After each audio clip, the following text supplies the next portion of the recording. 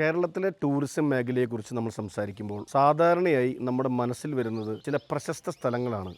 മൂന്നാർ, ആലപ്പുഴ, വയനാട്, അതിരപ്പള്ളി, കുമരകം എന്നീ തുടങ്ങിയ ചില കേന്ദ്രങ്ങൾ. വർഷം തോറും ലക്ഷക്കണക്കിന് സഞ്ചാരികൾ ഈ സ്ഥലങ്ങളിലേക്ക് എത്തുന്നുണ്ട്. എന്നാൽ ഒരു വലിയ ചോദ്യം ഇവിടെ ഉയരുന്നത് ഈ വിനോദസഞ്ചാരത്തിൻ്റെ നേട്ടം എല്ലാവർക്കും ലഭിക്കുന്നുണ്ടോ എന്നാണ്. പ്രാദേശിക സമൂഹത്തിന് ഇതിൽ നിന്ന് യഥാർത്ഥത്തിൽ എത്രത്തോളം പ്രയോജനം ലഭിക്കുന്നുണ്ട്? പലപ്പോഴും നമ്മൾ കാണുന്നത് ടൂറിസം പ്രവർത്തനങ്ങൾ ഒരു ചെറിയ പ്രദേശത്ത് മാത്രം കേന്ദ്രീകരിക്കപ്പെടുന്നതാണ്.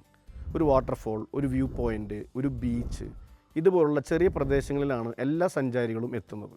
അതിനാൽ ആ പ്രദേശങ്ങൾ ഓവർ ക്രൗഡായി തോന്നുകയും പരിസ്ഥിതി സമ്മർദ്ദം വർദ്ധിപ്പിക്കുകയും ചെയ്യുന്നുണ്ട്. അതേസമയം ആ ഗ്രാമത്തിൻ്റെ ബാക്കി ഭാഗങ്ങൾ വികസനത്തിൽ നിന്ന് അകന്നു നിൽക്കുന്നതും കാണാൻ സാധിക്കും. ഇത്തരം പ്രശ്നങ്ങൾക്ക് പരിഹാരം കണ്ടെത്താനാണ് കേരള സർക്കാർ സ്ട്രീറ്റ് പോളിസി മുന്നോട്ട് വച്ചിരിക്കുന്നത്. സ്ട്രീറ്റ് എന്നത് sustainable, tangible, responsible, experiential ethnic tourism എന്ന ആശയത്തിനെ അടിസ്ഥാനമാക്കി രൂപപ്പെടുത്തിയ ഒരു പദ്ധതി എന്നാണ് പലരും വിശദീകരിക്കുന്നത്. ലളിതമായി പറഞ്ഞാൽ ടൂറിസം ഫോർ ഇൻക്ലൂസീവ് ഗ്രോത്ത് എന്ന ആശയം നടപ്പിലാക്കാനാണ് ഇതിൻ്റെ പ്രധാന ലക്ഷ്യം. അഥവാ ടൂറിസം വഴി ഒരു സ്ഥലത്തിൻ്റെ സമഗ്ര വികസനം ഉണ്ടാക്കുക. ടൂറിസം വരുമാനം ചില ഹോട്ടലുകളിലോ റിസോർട്ടുകളിലോ മാത്രം കേന്ദ്രീകരിക്കാതെ ഗ്രാമങ്ങളിലെ സാധാരണ ജനങ്ങളിലേക്കും എത്തിക്കുക. ഈ പദ്ധതിയുടെ പ്രധാന ആശയം തീംഡ് ടൂറിസ്റ്റ് സ്ട്രീറ്റ്സ് എന്നതാണ്. ഒരു ടൂറിസം കേന്ദ്രത്തിൽ വിവിധ വിഷയങ്ങൾ അടിസ്ഥാനമാക്കി വ്യത്യസ്ത തെരുവുകൾ വികസിപ്പിക്കുകയാണ് ഇവിടെ ചെയ്യുന്നത്. ഉദാഹരണത്തിന് ഒരു പ്രദേശത്ത് അഗ്രി ടൂറിസം സ്ട്രീറ്റ് ഉണ്ടാക്കാം. അവിടെ സഞ്ചാരികൾക്ക് നെൽപ്പാടങ്ങൾ, വാഴക്കൃഷി, സുഗന്ധദ്രവ്യ കൃഷി, മീൻ കൃഷി, കന്നുകാലി ഫാം എന്നിവ നേരിട്ട് കാണാനും അനുഭവിക്കാനും കഴിയും. ഒരു ദിവസം ഫാമിൽ ജോലി ചെയ്യുന്ന ആളുകളോടൊപ്പം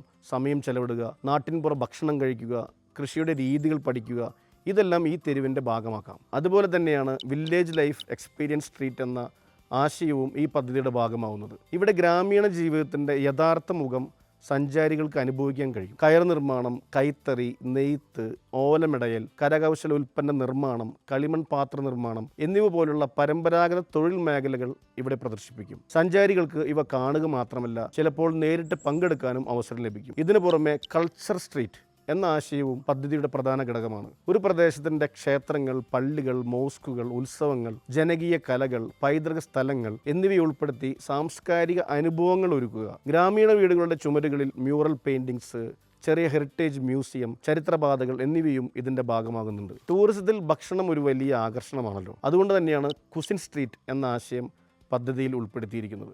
ഈ തെരുവിൽ പ്രാദേശിക ഭക്ഷണങ്ങളുടെ വലിയ വൈവിധ്യം ലഭിക്കും. തിരഞ്ഞെടുത്ത വീടുകളിൽ നാട്ടിൻപുറ വിഭവങ്ങൾ തയ്യാറാക്കി സഞ്ചാരികൾക്ക് നൽകും. വൈകുന്നേരങ്ങളിൽ ലൈവ് ഫുഡ് സ്ട്രീറ്റ് പോലെയുള്ള സംവിധാനങ്ങളും ഉണ്ടാകും. എല്ലാ ഭക്ഷണ യൂണിറ്റുകളും ആരോഗ്യ മാനദണ്ഡങ്ങൾ പാലിച്ച് പ്രവർത്തിക്കണം എന്നതാണ് ഇതിൻ്റെ പ്രധാന വ്യവസ്ഥ. ജലസമ്പത്തുള്ള സ്ഥലങ്ങളിൽ വാട്ടർ സ്ട്രീറ്റ് എന്ന ആശയവും ഈ പദ്ധതിയുടെ ഭാഗമാണ്. നദികൾ, കായലുകൾ, ബാക്ക് വാട്ടറുകൾ എന്നിവയെ കേന്ദ്രീകരിച്ച് വിവിധ ജല ടൂറിസം പ്രവർത്തനങ്ങളും നടത്തുന്നുണ്ട്.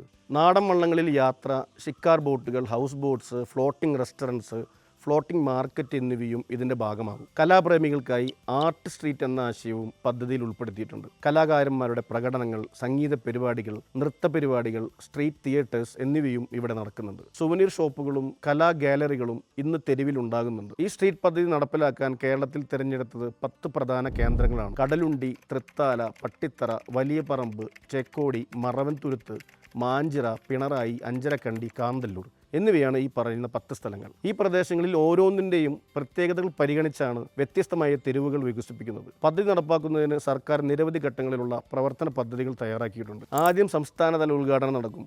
അതിനുശേഷം തദ്ദേശ സ്വയംഭരണ സ്ഥാപനങ്ങളുടെ ബോധവൽക്കരണ പരിപാടികൾ സംഘടിപ്പിക്കും. അടുത്ത ഘട്ടത്തിൽ ടൂറിസം റിസോഴ്സ് മാപ്പിംഗ് നടത്തും. അതായത് ഒരു പ്രദേശത്തുള്ള എല്ലാ ടൂറിസം സാധ്യതകളും കണ്ടെത്തും.